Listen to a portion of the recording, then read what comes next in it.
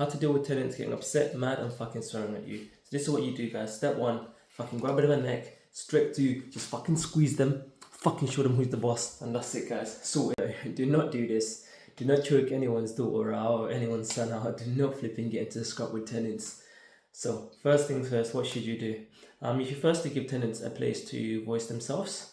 For me, what I've done for me and what works best for me is a WhatsApp group. In this WhatsApp group, tenants are more than welcome to respectively voice their opinions and any frustrations they have and share in the WhatsApp group. The beauty of the WhatsApp group, basically, as it's worked out for me, is tenants firstly are aware. It is an environment where other tenants are witnesses and there's other people that are witnesses there. So to some extent, they do watch what they say, rather than where it's a private conversation, one-on-one, personal in between you and them. It's kind of a group environment. Also, you yourself as the landlord, you're also aware other people can see and monitor exactly what you're saying. And in that sense, it helps you to stay kind of a little bit more composed and a bit more professional. That's the second thing I'll go back onto. Do not be dismissive or shut down the tenants. Do not do that. The most you can say, and the best way to put it professionally is, I fully understand your frustrations, and I'm sorry you feel that way, but unfortunately, this is the situation, or this is what I can do for you, or I can't do much about it, and just be genuine and honest to them, but obviously to a certain extent as much as you can be, because certain things you can't share with tenants, but just be as genuine and honest as you can to them, without being dismissive and shutting them down, but let them voice their opinion and let them know they're being heard, and that's the first step. Second thing is stay calm and composed. If you need to step away from the screen or from the phone for 2-3 hours before you respond to the tenant, you're more than happy to do that.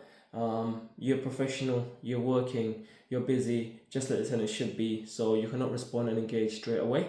And you can more than say that to the tenant, I will get back to you as soon as. But I fully understand and hear your frustration, and I'll get back to you as soon as. And just step away from the phone if you feel like you need to compose yourself. Do not respond emotionally straight away, because it's never going to end well. Responding emotionally and biting into the tenant and starting to shut them down and shout at them, that's never going to go well. So that's step two. Do not do that. So third thing is, you can be firm, but you can be firm in a professional manner. So tenant carries on swearing or offing and blinding at you. You can professionally tell them, I'm more than here and understand you're fully frustrated, but please voice your opinions and frustration in a professional manner, or please voice your opinions and frustration in a respectful manner. And you can highlight the word respectful, and hopefully that should hopefully highlight to them not to keep swearing at you. Considering this is a group environment, everyone can see what's going on. And if they carry on doing it, you can warn them again and just be like, look, before you put respectively, this time around put please avoid or omit from swearing at me on the group chat. I'm more than happy for you to share your frustration, but please do not swear at me, or I'll have no choice but obviously to remove you from the group chat for being disrespectful. I'm more than happy to hear your frustrations and support you and try to do my best to rectify the situation, but please do not swear. And again, everyone can see that in the group chat. They know everyone can see that, and they can see you're trying your best to be professional and still kind of help them and admit maybe there was a fault or something did go wrong, and you're trying to rectify and do your best. And that serves as good points in the other tenant's eyes. But obviously in his eyes and his eyes, he can see that yes, he's trying, and I don't want to look bad in front of everyone when he's clearly trying. And you generally do have to be trying. Don't just be saying it and on private messages, you're messaging them and all sorts and telling them you're going to gun them down and all that shit. Don't be doing that. Keep it professional, keep it in a group chat. Those are your witnesses. If anything about it go wrong, everything you said is there, black and white. So if you feel like the chat's going on a bit too long and the tenant's just ranting and going back and forth and getting mad at you and getting more and more and more mad and writing longer paragraphs, you simply do not have to engage. You do not have to engage. And a simple way you can put this is, I appreciate you're frustrated and I more than appreciate you sharing and voicing your frustrations. However, from now on, I will no longer be engaging in the back and forth. It does not mean everything you say is factual just because I choose not to engage, but I will no longer be engaging in the back and forth.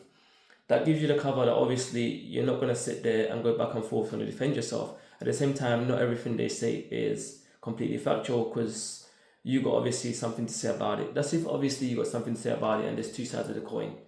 If obviously the tenant's just purely, again, right, and something that's completely gone wrong and you feel your hands up for it, again, you can tell them I'll no longer be engaging in this back and forth, but I will do my best to rectify the situation as best as I can and leave it like that. They can carry on ranting, but they'll realize, look, he's not responding to me. Everyone's watching me in a group chat, and I'm just going off, and no one's responding. Like, I don't need to be doing this. Obviously, this is all considering you're being genuine and honest and professional throughout the rest of the chat, and you have tried to respond and tell them what you will do to rectify the situation, or what you're going to try to do to rectify the situation. And if they're still going on, you can't literally just leave them. Just leave them. For me personally, WhatsApp has turned out to be one of the best things to be able to deal with tenants, especially angry and frustrated tenants. It gives us, obviously, or gives them a place to voice their opinions and frustrations openly. It gives them a place to share with his witnesses and other tenants, and they can see what's going on. But it also helps you keep you professional, as well as keep you in check, fully aware. It's not just a one-on-one, a private conversation. It's an open conversation where everyone can see the frustrations and how you're trying your best to deal with it. This, in my eyes, earns you good points and good eyes in terms of the other tenants. If they can see you constantly, obviously, dealing with other tenants and managing them professionally and well, they also don't know you'll be managed professionally well. They also know things like you will not tolerate swearing and things like that, because they can see it on the group chat.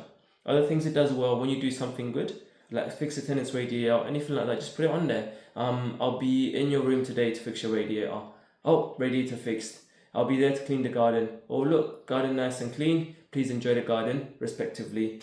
Things like that, and that puts in the good tips of the tenants. When they ask for things and you put it on there to show that you're doing them and you're helping them, they can see generally you're a person that wants to help and is on their side. And yes, things will go wrong now and again, but as long as kind of you're built up that good faith for the tenants, a majority of them can see that, look, he's a genuinely good guy, and yeah, maybe this time around he messed up, or they messed up this time, but they're generally a good company, and things like that will go wrong, and they deal with it in the best professional manner they could. And I could see that myself. Like, it just makes it a lot easier when the other tenants can see this is the standard, this is how you deal with them, and this is the process. You don't need to repeat it again to them personally. They all just see the standard for themselves. And that's why I think WhatsApp groups have been the best thing for me, and I would suggest anyone to use them. Obviously, do let me know if you do find something else out there that's a lot better. Do let me know if you can't deal with the pressure of WhatsApp groups or replying to tenants. Trust me, ChatGPT is very good. They're starting professional and friendly response, and it helps you a lot. And just take your time with it. Do not get emotionally bitten into tenants, and do not choke anyone's door out.